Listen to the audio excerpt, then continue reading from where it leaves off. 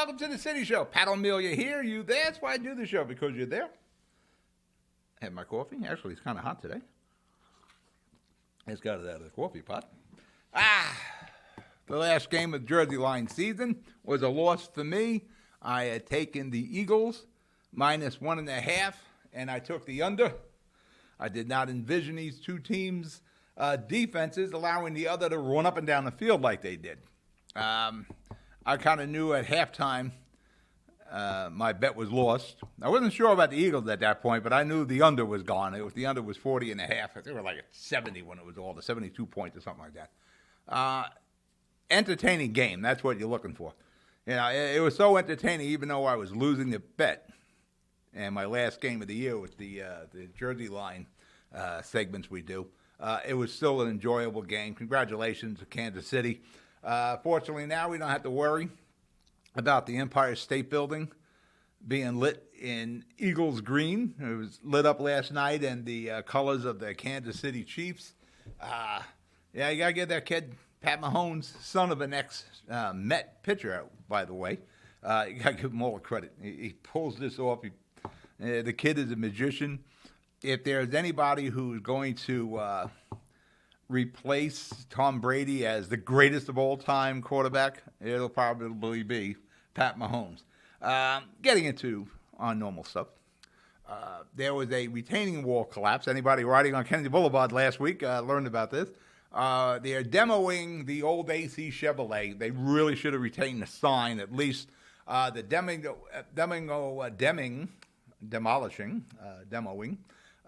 the building to build a new residential unit, and they damaged the retaining wall that stops the land from sliding onto 139, the covered roadway.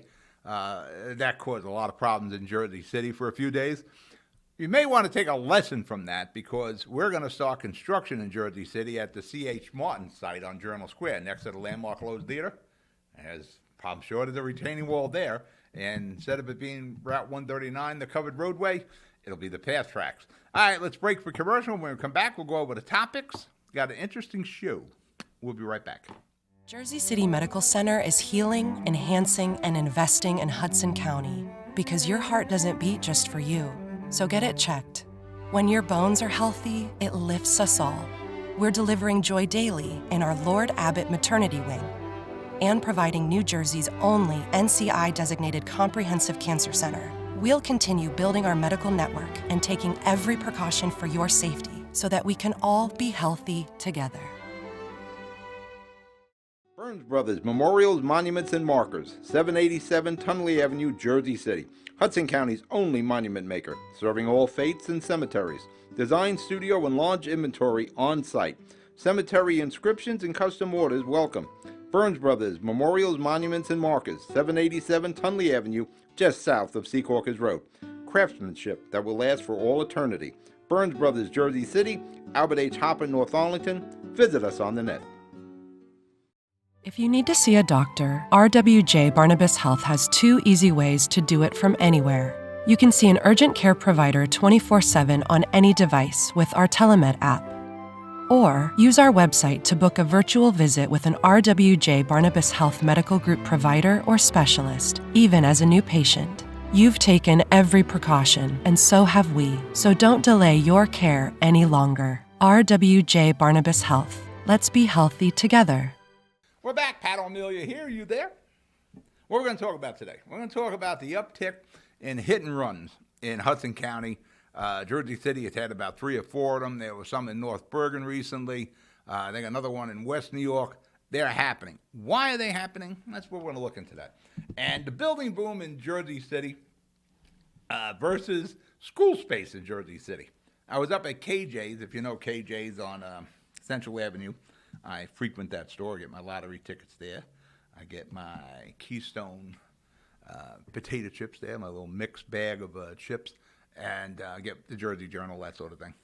And I'll get into that when we get there. The uptick in hit and runs in Hudson County, Jersey City. What is the cause? Yeah, again, I'm born and raised in Jersey City, and there's always something. There's always some kind of incident, an accident somewhere when you have a city of 260,000 people. The county of Hudson, I think, is almost 700,000 people. A lot of people. And there's a lot of pedestrians, a lot of cars, and there's always going to be something. But it's a situation of the environment. Now, like I said, I'm born and raised in Jersey City. The streets in Jersey City are pretty much the same streets as my childhood. There isn't a lot of big differences there. You know, it's the same Central Avenue, the same Summit Avenue, the same Newark Avenue, the same Montgomery Street, the same Kennedy Boulevard, the same West Side Avenue, same Washington Street or Henderson Avenue at one time. They're all the same. Now, we haven't put in many new roads in there. Maybe down Newport, they put some new roads in with the development. Outside of that, it's the same streets that I grew up in, walking and riding my bikes. And like I said, I walked and biked all over Jersey City when I was a kid, along with my friends. You know, we were everywhere in Jersey City and elsewhere. We journeyed on our bikes. We'd be in Kearny, we'd be in West New York and Union City, Snake Hill, Little Snaky. Wherever our bikes could take us as kids, we went there. And that's the crux of what I'm going to discuss here. As kids, we went there. Without guardians, without supervision, just a bunch of kids. And we all grew up in Jersey City. Like I said, we rented all around Jersey City and Hudson County, and we all made it home every night. And when you think about my childhood as opposed to the streets of Jersey City or Hudson County today, streets are a lot safer now than they were when I was a kid. You know, I'm not even sure we had crosswalks when I was a kid. We certainly didn't have crosswalk signage, that sort of thing. When I was a kid, you know, you look both ways and you cross the street. You know, the cars are a hell of a lot safer now than when I was a kid. You know, you had you had drum brakes. You had Pontiacs that had terrible brakes. Some of the Oldsmobiles had some pretty bad brakes, some full-size the old Jetsstars that had the same underpinnings of a F-85. They had 9-inch brakes on them instead of 11. So them cars from the 50s, 60s, they're a little iffy on stopping.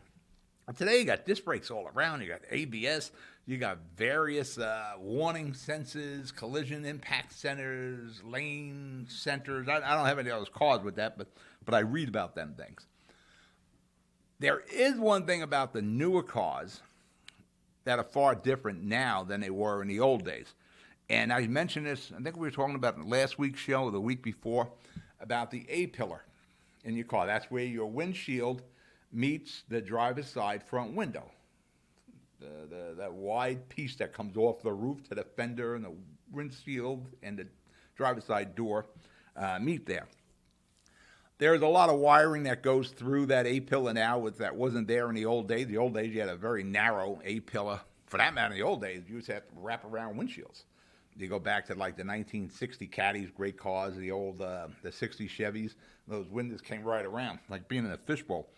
Plus, those A-pillars, why they're so wide, is they're also the crumble zone for safety of the car. And when you're making a left turn, and I mentioned this the last show, when you're making a left into a crosswalk, into a street, and there's that point where you take your thumb, you can block somebody's head, but as you get closer, of course, you know, the distance changes, and you can't block somebody's head with your thumb. That's the same thing that happens when you're pulling in, making a left into a street or a crosswalk. What's interesting to the website Driving, talking about the very thing I was talking about a week or two ago with the A-pillars. While our A-pillars got thicker for better inside protection, they increasingly block the driver's view. The obstruction can mask 3 square feet worth of area at a distance of 12 feet from the vehicle. That's enough to obscure when you're making that left turn into a street. That, what was that, 3 square feet? 3 square feet? That's enough to obscure somebody in that crosswalk as you're making the turn. You don't see it because that A-pillar has blocked your vision enough that you don't see that person until you complete your turn, and all of a sudden there's that person there. That's happened to me. My 2007 Lincoln has a big wide A-pillar. And what they say here, what they're working on is cameras that will see through those A-pillars, either make them translucent or they'll have sensors there to warn that there is something being hidden by your A-pillar. We'll pick up on this on the flip side, but that may be a reason why there's so many hit and runs, but it doesn't, excuse the run part. You're watching The City Show. I'll be right back. I've got cancer. We've got the highest level of cancer care. The latest clinical trials. Researchers working to find a cure. And nurse navigators to guide you every step of the way. At New Jersey's only NCI-designated Comprehensive Cancer Center, your safety has always been our top priority. I've got cancer, but I also have peace of mind. Jersey City Medical Center and Rutgers Cancer Institute of New Jersey. Let's beat cancer together. Consumer Carpets, 3408 Kennedy Boulevard in the Jersey City Heights. Your one-stop store for residential and commercial floor treatments. Carpeting, linoleum, tiles, laminates, hardwood floors, area rugs, remnants. All major brands, all in stock. Free estimates, same-day installation. Consumer Carpets, it's savings, selection, installation. Credit cards and debit cards accepted. Financing available. Consumer Carpets, price to fit your budget, installation to fit your schedule. On the net at consumercarpets.com. Consumer Carpets, Jersey City, 201-792-2712. Stevens Jersey City Ford, certified parts and service located at Route 440 and Communipaw Ave, is your #1 source for Ford and Lincoln automotive needs. We use certified Ford Motorcraft products to keep your Ford running in top shape. Motorcraft parts are backed with the Ford warranty, which includes a 2-year unlimited mileage guarantee. Our team will have the right Motorcraft part to ensure the best performance from your Ford or Lincoln. You can order in person at the parts counter or online. Let us help keep your Ford or Lincoln in the best shape at Stevens Jersey City Ford. Panepinto Properties, Jersey City, shaping the workplace with state-of-the-art office spaces and addresses your company desires. Building residences that define your home environment, adjacent to all modes of transportation with on-site parking available. The right address, the right lease. Call 201-521-9000 or visit online at panepintodevelopment.com. Panepinto Properties, building Jersey City for everyone. We're back, Pat O'Melia, City Show here. We're talking about the uptick in hit and runs and what's causing the hit and runs. I guess that's really what I should be saying. Last week, I'm going to the post office from the studio in North Bergen. My post office is on Central Avenue. I do try to avoid Central as much as possible because it's constantly backed up there, but that's where my post office is. I go to the P.O. Box. Coming up Nelson Avenue, I'm going to make a left on Congress, my street. And I usually don't leave the studio so late to hit the post office. The mail's out at 11 in the P.O. Box. But we were filming, so I didn't leave until like almost 2:30 when school's letting out. So I'm on Nelson, waiting to make a left, to go up Congress Street, and to go up on the boulevard and down to Central. And the crossing guard, doing their job, but every time a kid so much came close to the intersection, to the curb, the crossing guard came right out and stopped you. So I'm sitting there waiting to make this left, I don't know, for a good maybe 5 minutes as she would start to walk back, hold, and here's another kid, stop. The kids, they're not even looking as they're going into the crosswalk because the crosswalk, the guard's got the sign up there. That's a bad habit because you're not always going to have a crossing guard there. And we're training these kids now what will be a bad behavior in the future. Was one of the hit and runs that we've seen I think it was on Boyd Street. The person who walked into the crosswalk never looked both ways. Now, again, it's important that the pedestrian and the driver both make sure it's safe to be in the crosswalk. You look both ways, cross at the green, not in between, and when you're making that turn, you got to make sure that crosswalk's clear. But in the I think it was the one on Boyd Street. The person never looked, got hit, and the person who hit him just kept going. Bad. What we did here, I think, is stranger danger. We don't allow our kids to do anything on their own anymore, like the crossing guard. The crossing guard is going to tell the kid when to cross and when it's safe to cross and letting the kid use their own discretion. When I was, like I said before, when I was a kid, we went everywhere without our parents or guardians. I mean, we got out of school, got on our bikes, we came home for dinner, we were out again after dinner, And we didn't come home until the lights on the American Can Company, which you know is Can Coal Lofts today, would come on. When the lights came on, you had to go home. We learned how to cross the streets as kids. There was no crossing guards. There were no police when we were coming out of school back then. For that matter, I was the crossing guard. I was a patrol boy. I think it was 6th, 7th, and 8th grade. It was my job to cross the kids, to get them across the street at PS 23 on Broadway. Across Broadway, and once I got across Broadway, you're on your own. You know, we didn't have crossing guards like every block. There weren't cops, there weren't crossing guards, there were kids doing this. But like I said, you know, when I was a kid, we walked all around, we biked all around Jersey City, unescorted with parents or anything, nobody holding our hand, and we learned how to cross streets. And I was not superior to everyone. All my friends did the same thing, and we all made it. We all made it home every night. You know, when I went to school, in grammar school, I lived on St. Paul's Avenue, West Side and St. Paul's, and I would walk along with my friends along the railroad tracks. Yes, railroad tracks. We would walk on the railroad tracks, like, you know, tight ropes. And we had great, tremendous balance as kids, and all of us walking those tracks. And there would be, these are functioning tracks back then. You know, they were like 7 or 8 sets of tracks, and trains would be going back and forth. You do that today, they'd call diapers on a parent for letting a kid walk along the tracks, but that's how we went to school, and we did it by ourselves. We did everything by ourselves. There was kids being kids, and, you know, we adventured everywhere in Jersey City. We went to school by ourselves. We got home by ourselves. You know, we got on our bikes when we got out of school, and we went everywhere by ourselves. We'd go to stores. We'd go up to Journal Square for pizza. We actually went to movies by ourselves then. There'd be like 6 or 8 of us. You know, a movie was like 30 cents, something like that, $1 maybe, whatever it was. We go and see the movies at the Lowe's or the Stanley or the State or the Picks. There were the Picks there. Or just a bunch of kids hanging out.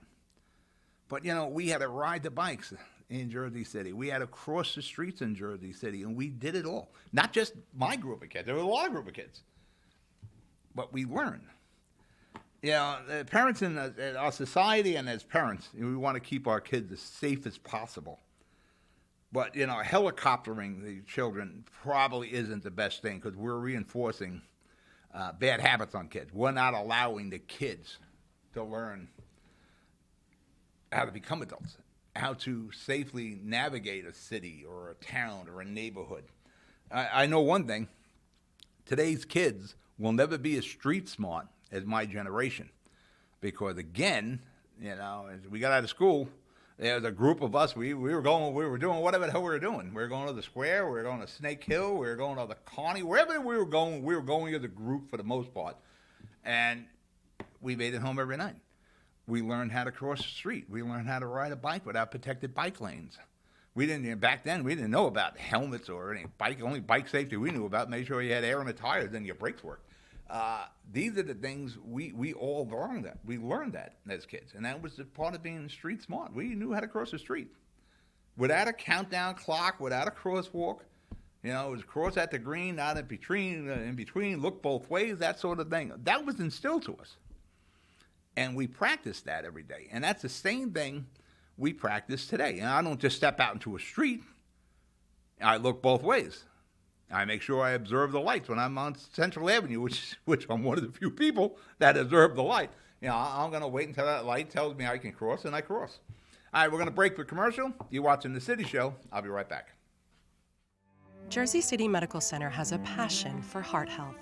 We're Hudson County's only full-service heart hospital, with innovative technologies and premier cardiovascular physicians, a partnership with Rutgers Health, the latest technology and medical advancements, and nationally renowned care for every heart in every community.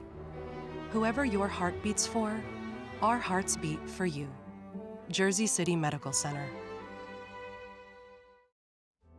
Newport, the luxury waterfront community on the Hudson River, offers a quality of life you deserve in one of our many high-rise towers.